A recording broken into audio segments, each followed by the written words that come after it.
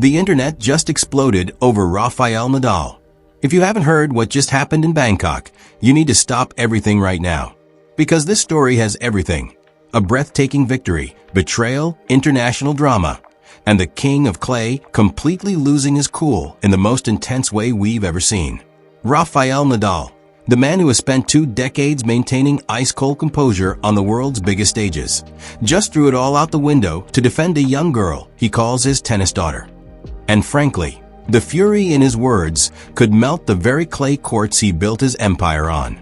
This was supposed to be a fairy tale ending.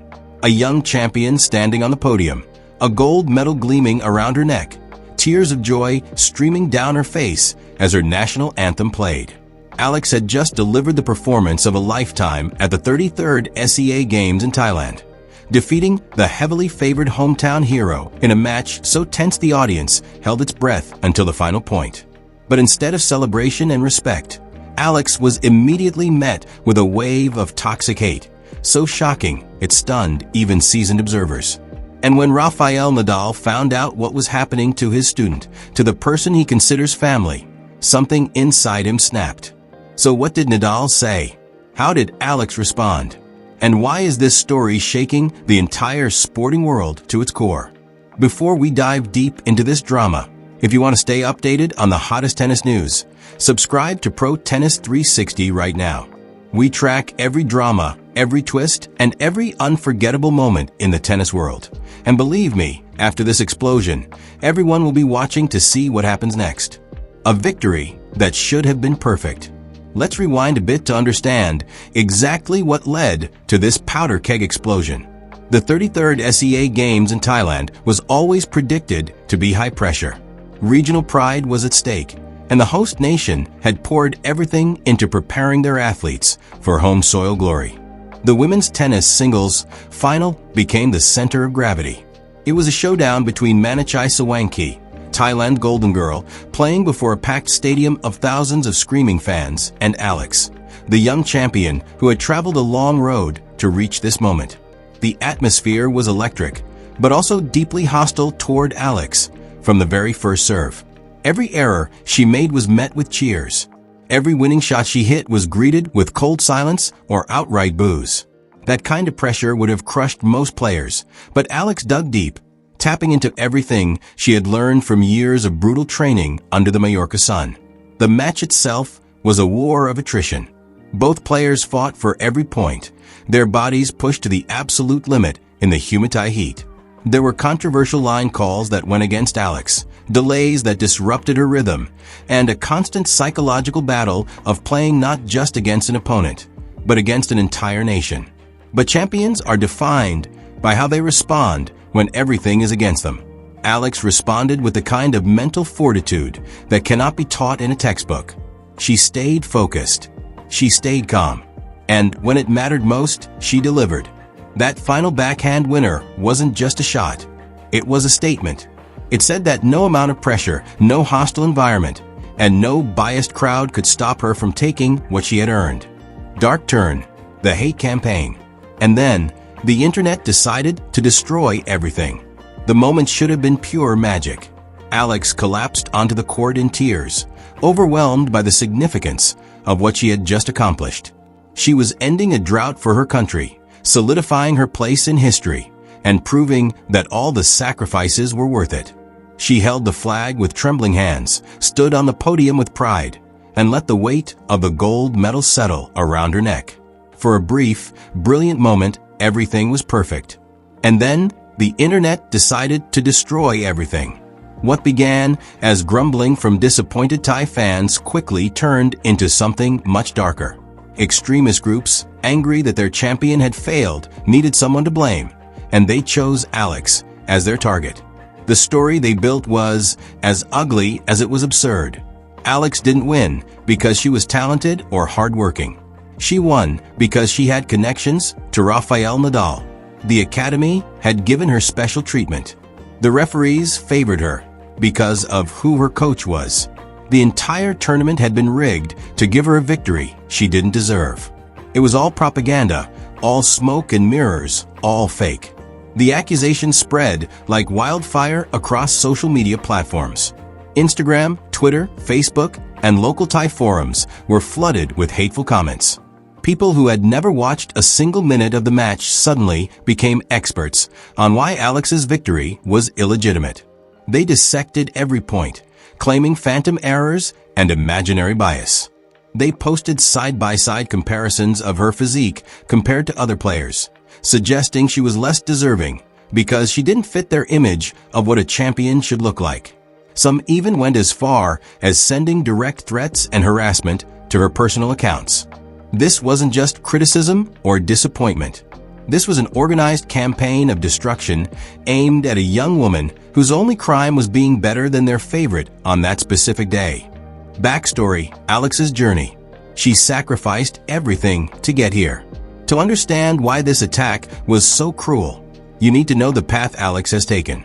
She has trained for this moment her entire life, sacrificing everything a normal teenager experiences to pursue a dream that seemed nearly impossible. She left her family, her friends, her home, and moved halfway across the globe to train at the most brutal tennis academy on the planet, the Rafael Nadal Academy in Mallorca. And it all paid off when she fired that backhand winner down the line, collapsing to her knees in exhaustion and disbelief as the crowd fell silent. Rafael Nadal draws a vivid picture of who Alex truly is behind the headlines and social media posts. A girl who left home as a young teenager, leaving behind birthday parties and school dances and lazy summer afternoons with friends to pursue a dream that both terrified and inspired her. She spent years grinding in the gym when no one was watching, hitting thousands of balls until her hands bled, running sprints until her legs gave out, overcoming injuries and obstacles and moments of crushing self-doubt. She missed family weddings and graduations and all the small moments that make life normal because she was chasing something extraordinary. And when she finally reached the mountaintop, when she finally earned that gold medal through sheer strength of will, the world tried to take it away from her with lies and conspiracy theories. Can you imagine that feeling? You sacrifice everything. You work harder than anyone you know. You win under unbelievable conditions. And immediately, people who have never shed a single drop of sweat for anything tell you that you are unworthy, that you cheated, that you are just a fraud. That is what happened to Alex, and it was breaking her. Nadal learns the truth. When the news reached Rafael Nadal, reports began to emerge that Alex had gone completely silent, deleting comments, limiting who could message her, and withdrawing from the public eye. Friends and family were worried. This kind of toxicity has broken athletes before, pushing them into depression, anxiety, and even early retirement. The sports world has seen it too many times. A promising talent crushed under the weight of social media hate. But then something changed.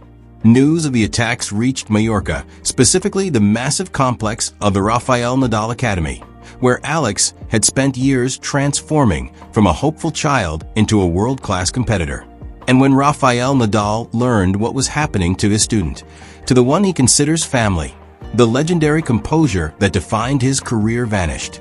Sources near the academy described him as visibly shaken and profoundly angry, emotions rarely seen from the man who built his reputation on grace under pressure. He had watched Alex grow up. He had seen her cry after devastating losses and pull herself back onto the court the next morning. He had pushed her to her limits and watched her push back. To him, she wasn't just another player passing through the academy.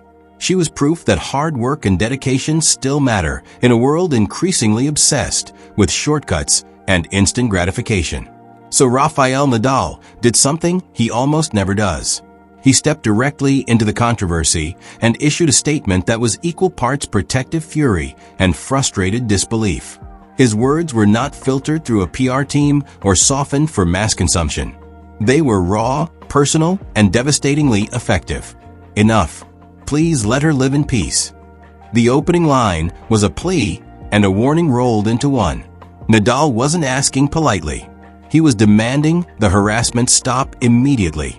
Nadal's statement. Nadal destroys every argument with surgical precision. He continued to dismantle every accusation with surgical precision. The idea that Alex's success was handed to her because of bias? Absurd. No one hits the ball for her when she is on the court. No one runs for her or thinks for her or suffers for her. She is out there alone like every other player, relying entirely on her own skill, preparation, and mental strength. He addressed the claim that training at his academy gave her an unfair advantage with a reality check that should have been obvious to anyone paying attention. Training at the Rafael Nadal Academy does not make tennis easier. It makes it harder. Expectations are higher. Scrutiny is tighter, and everyone wants to beat you specifically because of where you train. If anything, Alex had to work twice as hard to prove she belonged there, to show that she wasn't just riding on someone else's coattails. And she had done exactly that time and time again in countless matches and training sessions the public never saw. She is a champion not because of where she trains, but because of who she is, Nadal declared. And those words struck like a thunderbolt.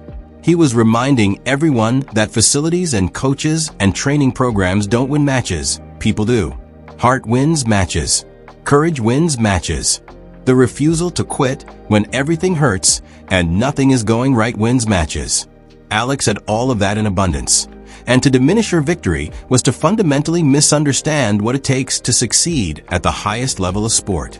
His final words were a direct challenge to the trolls and the haters. Respect that or say nothing at all. It was the verbal equivalent of a drop shot winner, perfectly placed and unreturnable. Rafael Nadal, one of the most respected figures in all of sports, had drawn a line in the sand and challenged anyone to cross it. The sports world exploded in reaction.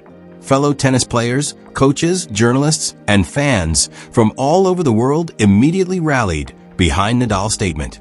Alex's response. And then, Alex responded with 12 words.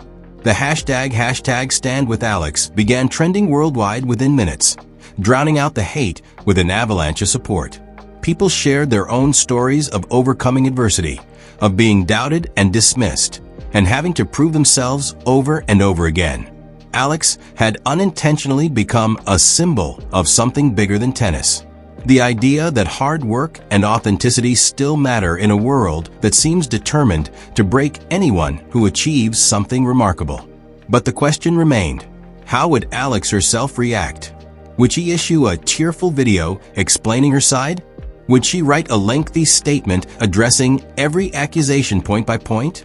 Would she retreat deeper into silence and let others fight her battles for her? The world waited, obsessively refreshing social media feeds, desperate to know how the young champion was handling this nightmare. Hours passed. The trolls kept typing, believing they had won, that their harassment campaign had successfully broken another victim. Nadal's defenders argued back and forth with extremists in comment sections that turned into chaos. And then quietly, without fanfare or warning, a notification appeared on Alex's Instagram account. Not a photo of the medal or the podium or a defiant selfie. Just a simple black screen with white text. 12 words. That was it. 12 carefully chosen words that somehow said everything that needed to be said. My racket speaks the truth that my voice does not need to. The internet stopped. It completely froze for a moment as people processed what they had just read. Because in those 12 words, Alex had delivered a masterclass in dignified defiance. She wasn't going to engage with the trolls at their level, wasn't going to validate their accusations with detailed rebuttals or emotional pleas. She simply pointed to the one thing that cannot be argued with, cannot be spun or manipulated or reinterpreted: the scoreboard. Her racket had spoken the truth on the court in Bangkok. It had spoken in the winners down the line, and the impossible gets, and the clutch serves under crushing pressure. The match was the truth. The gold medal was the truth. Everything else was just noise. The aftermath. The world's reaction. The second part of her statement was equally powerful. That my voice does not need to. She refused to play their game. Refused to give the trolls the satisfaction of seeing her hurt or defensive or desperate to explain herself. Champions don't explain, they perform. Lions don't care about the opinions of sheep. Alex had proven everything that mattered in the only arena where it actually counts.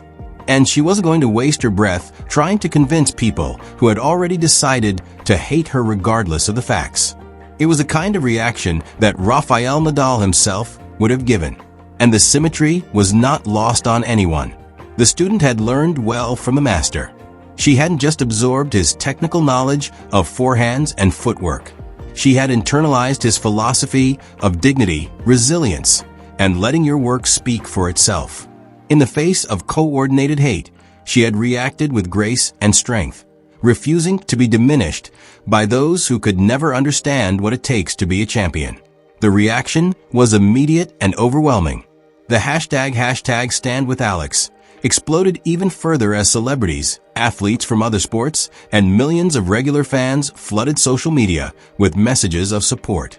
Even the reasonable Thai fans, embarrassed by the extremist behavior of their fellow countrymen, joined the chorus defending Alex and condemning the harassment.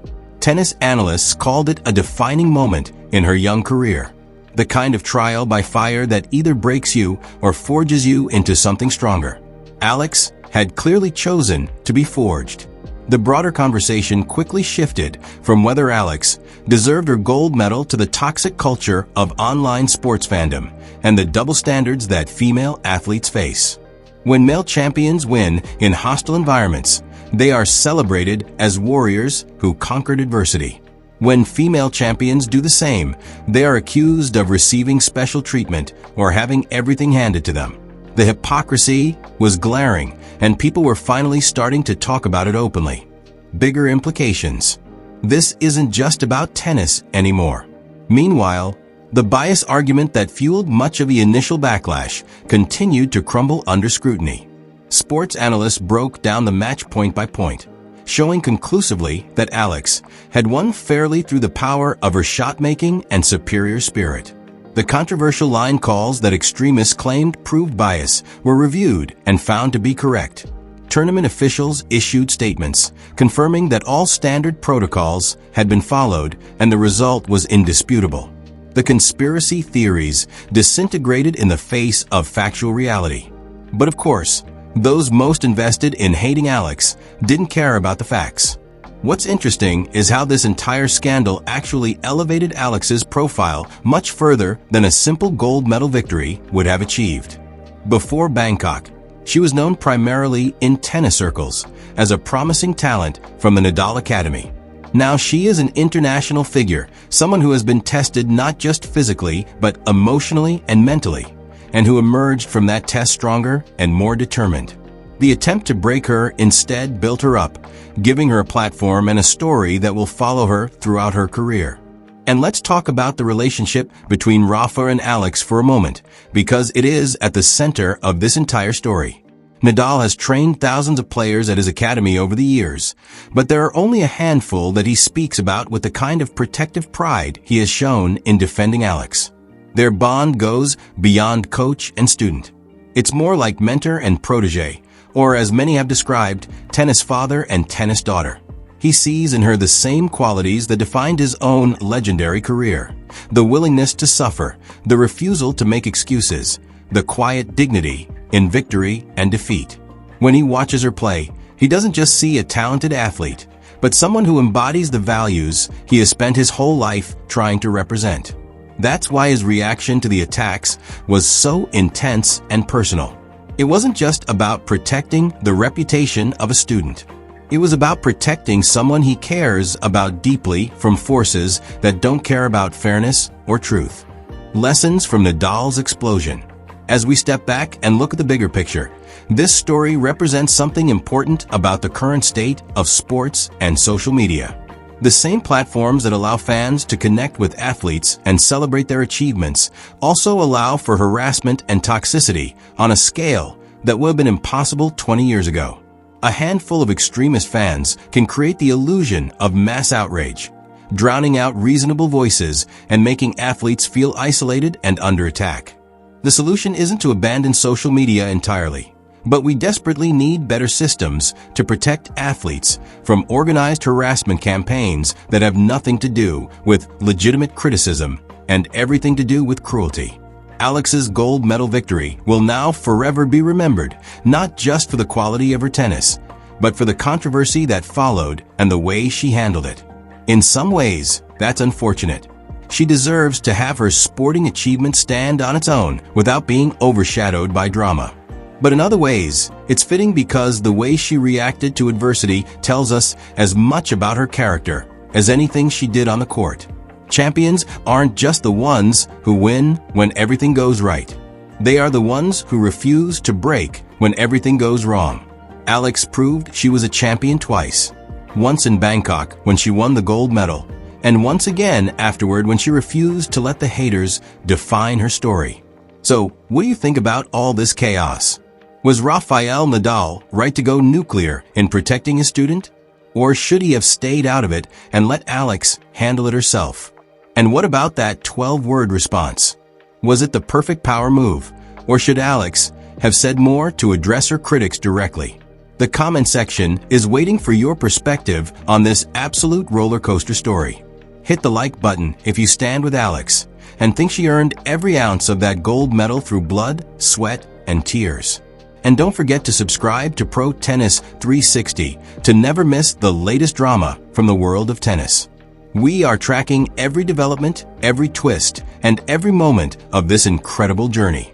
Because believe me, after this explosion, everyone will be watching what happens next. Until next time, keep your eyes open and your opinions ready, because in the world of sports, the story never truly ends. It just gets more interesting. Would you like me to focus on a specific player's future match schedule or provide more details on a particular tennis academy's training regimen next?